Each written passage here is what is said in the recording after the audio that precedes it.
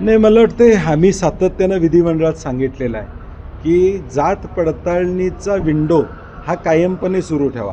ह्या निवडणुका लागल्यानंतर जात पडताळणीकडे आम्ही जातो आणि जात पडताळणीचे लोक दबावाखाली या ठिकाणी काम करतात. ही विंडो कायमपणे उभी ठेवा.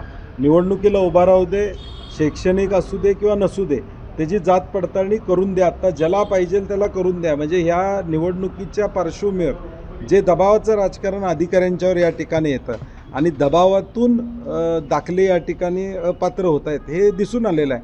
कोल्हापुरात सुद्धा महायुतीच्या मधला संघर्ष आम्ही बघितलेला आहे. गडिंग्लजच्या नगराध्यक्षांचाच महायुतीचा असतानासुद्धा त्यांचा दाखला रद्द करण्यात आला. त्यांना हायकोर्टामधून स्टे मिळाला. म्हणजे त्यांच्यात सुद्धा एवढी भांडणं आहेत, एकमेकाचा काटा काढायचा. आता त्याचा वापर आमच्यावर देखील ईश्वरपूरमध्ये झालेला या ठिकाणी दिसून येतो. जयंत पाटील साहेब जाणार नाहीत अशी मला निश्चितपणे खात्री आहे. तो मुद्दा बाजूला ठेवूया. परंतु आज भाजपची अवस्था काय आहे, मूळ भाजपच्या लोकांची अवस्था या राज्यामध्ये काय आहे, कोल्हापूरमध्ये बघितलं तर हळवणकर साहेबांची अवस्था काय आहे आज.